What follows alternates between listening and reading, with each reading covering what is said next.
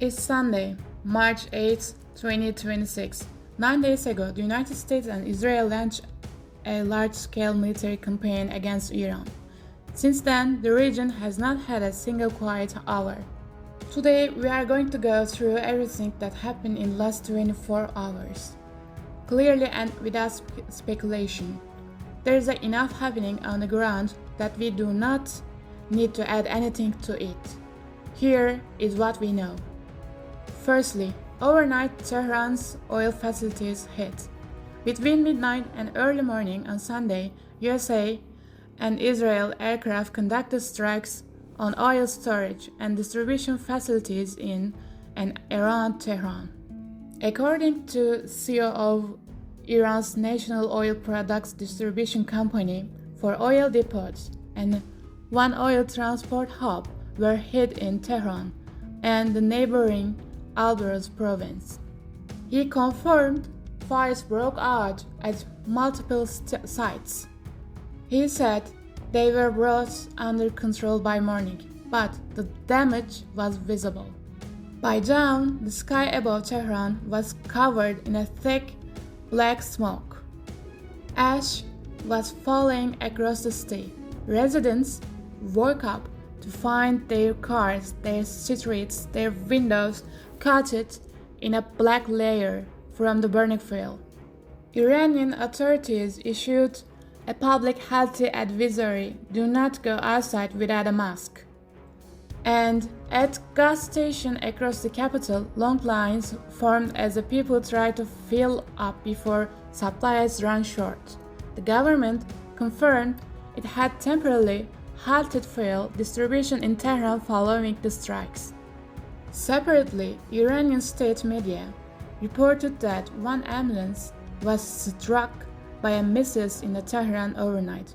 Emergency workers at the scene reported minor injuries.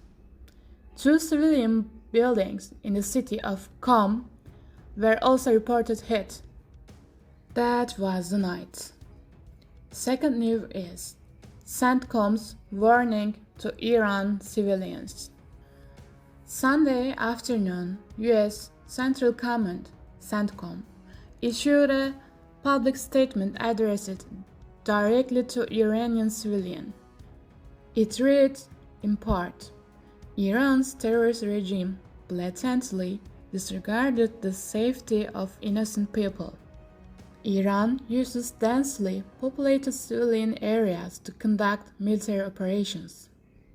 This dangerous decision puts all civilians in Iran at risk because locations used for military purpose can lose their protected status under international law and may become legitimate military targets.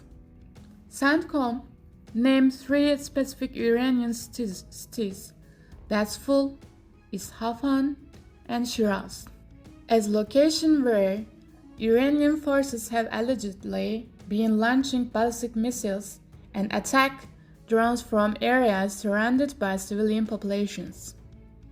The statement also noted that since February 26th, Iran has fired hundreds of ballistic missiles and thousands of drones at region's targets, but that US and partner forces have reduced this rate of successful strikes. Iran rejected the statement entirely. The Iranian Foreign Ministry called it, quote, a justification for a war crime.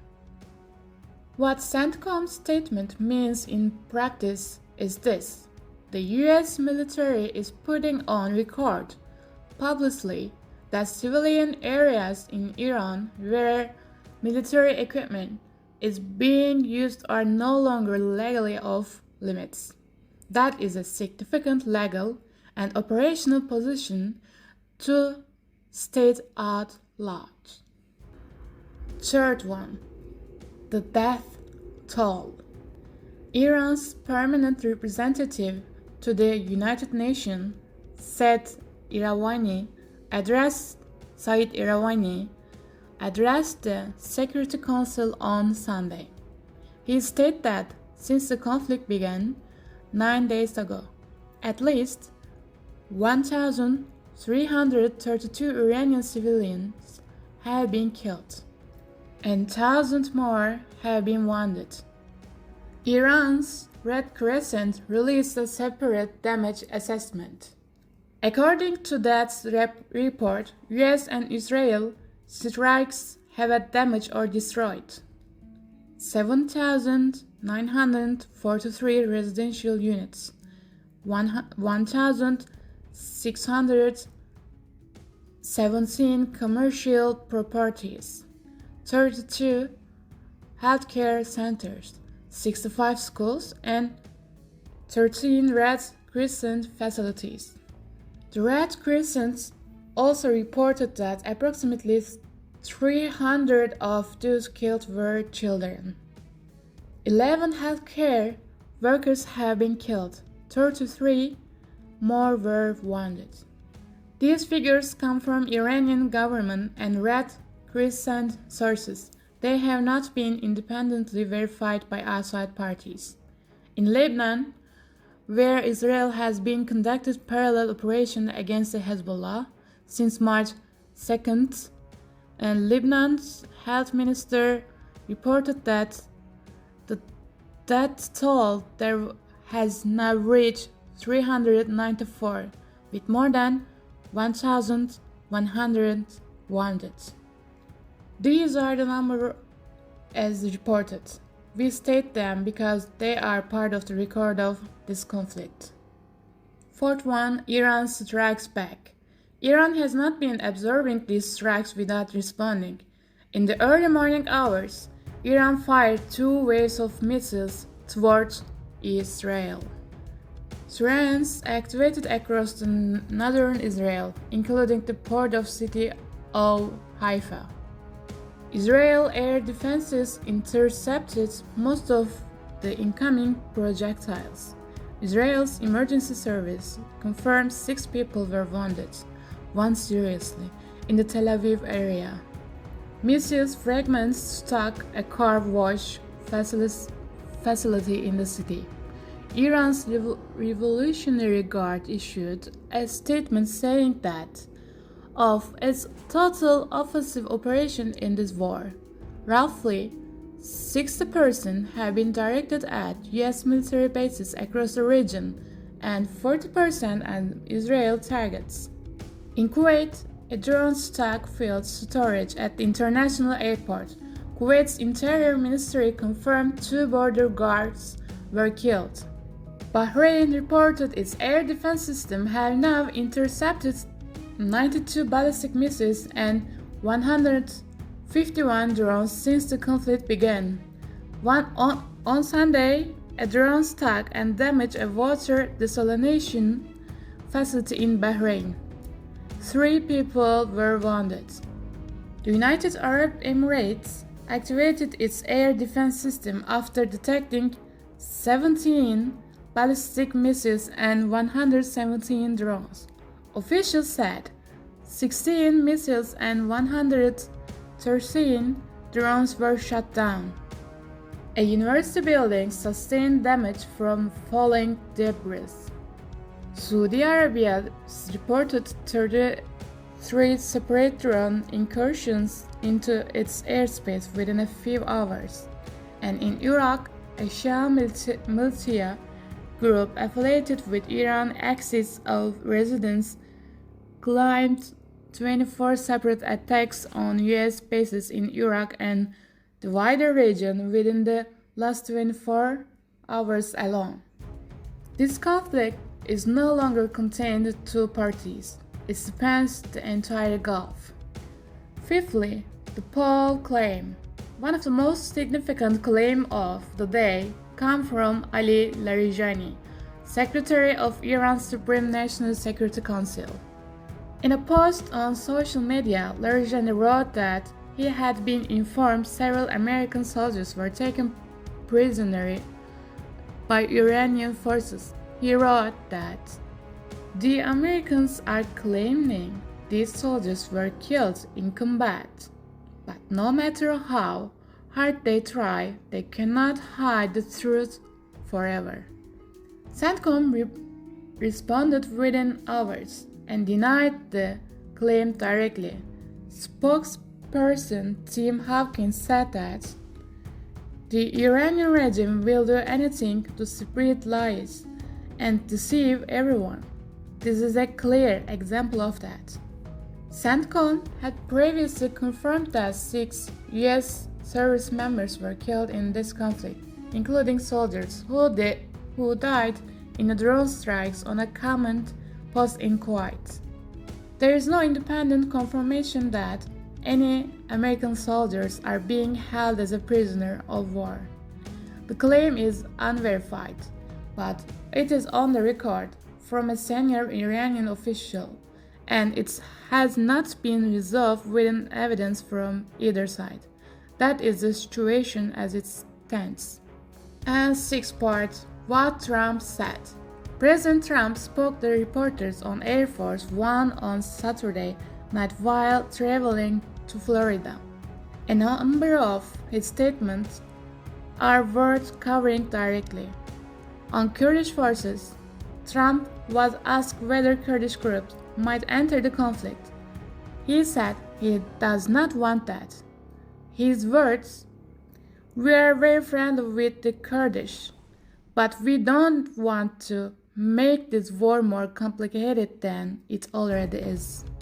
On Iran's border after the war, a reporter asked whether Iran's map would look the same once the conflict ends, and Trump said, "I can't say that, but probably not." He didn't elaborate further. On a potential U.S. ground operation, when asked which American forces could carry out a ground mission inside Iran, Trump declined to answer. He said, "I don't even want to discuss that.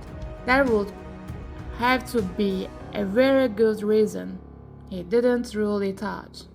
On Iran's future leadership, Trump was asked whether the U.S. wants to play a role in determining who leads Iran after this war. And Trump said, "Yes, we don't want to come back here every 5 or 10 years. We want a president who won't lead them into war."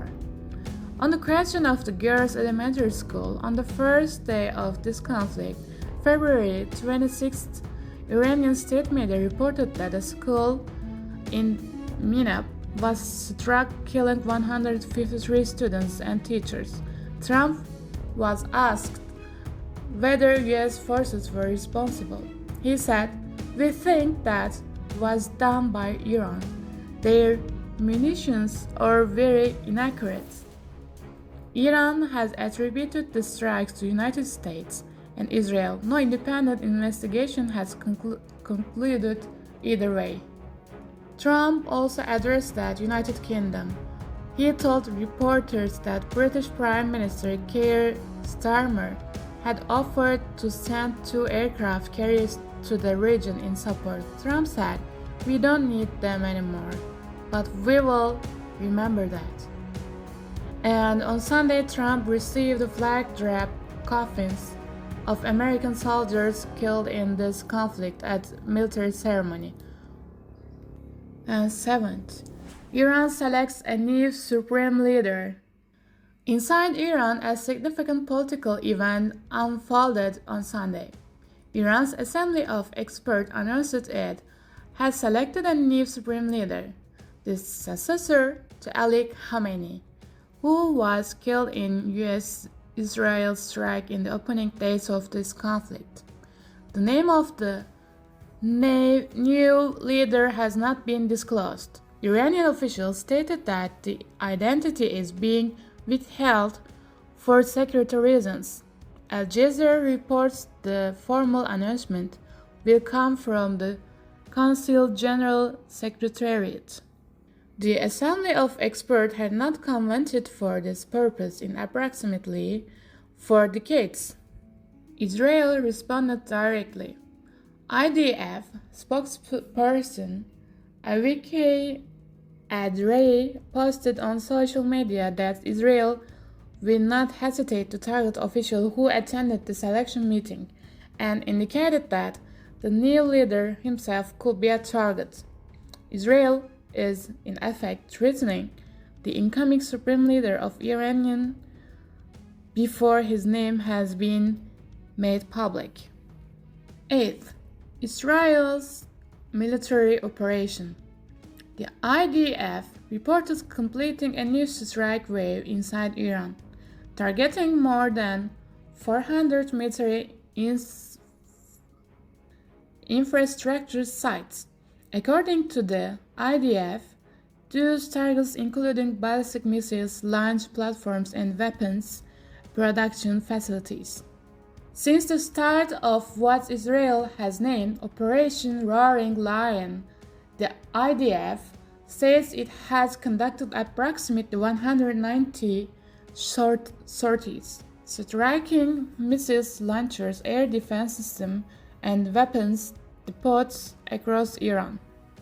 The IDF also announced strikes on the headquarters of the Revolutionary Guards Aerospace Division in Tehran and claimed destruction of Iranian F-14 fighter jets at its Hafan airport.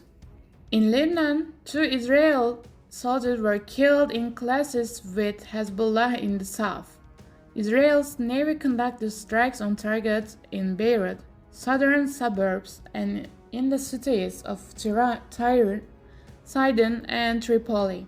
Israel issued a new evacuation order for all territories south of the Litani River, a region that, before this war, was home to approximately 2 million people. Hezbollah claimed missile strikes on Israeli military positions in the north, including what it described as advanced missiles fired at the Haifa naval base. And what comes next? Iran's IRGC spokesperson Ali Mohammed Naini gave a statement on Sunday with several claims about Iran's military capacity going forward. He said Iran can sustain its current operational pace for at least 6 months. He said that missiles used so far have been primarily first and second generation weapons. He said more advanced, longer range systems will be deployed in the future phases. He also argued that the architects of this war made 3 fundamental miscalculations: that Iran would collapse within 46 hours of its supreme leader said, that the war would last only 3 days, and that an international coalition would form against Tehran. He said none of those assumptions materialized. On the American side, Axios reported that US and Israel officials have been discussing operations for the securing or destroying Iran's stockpile of approximately 450 kilograms of highly enriched uranium. Secretary of State Marco Rubio, when asked about the uranium stockpile, said, "Someone is going to have to get it." He did not specify how or by whom. China called for an immediate ceasefire today. Iran's Foreign Minister Abbas Araghchi said in NBC News interview that Iran will not surrender and will continue its defense for as long as necessary. That is a full picture as of the end of the day 9, March 8, 2026. 9 days in, the conflict now involves active military exchanges across Iran, Israel, Lebanon, Kuwait, Bahrain, the UAE, Saudi Arabia, Jordan, and Iraq. Diplomatic efforts have not produced results. Both sides are signaling escalation, not the de-escalation. We will be back tomorrow with day 10. If you have questions about anything covered here, leave them in the comments. Subscribe if you want to follow this story as it develops. See you tomorrow. Thank you for listening.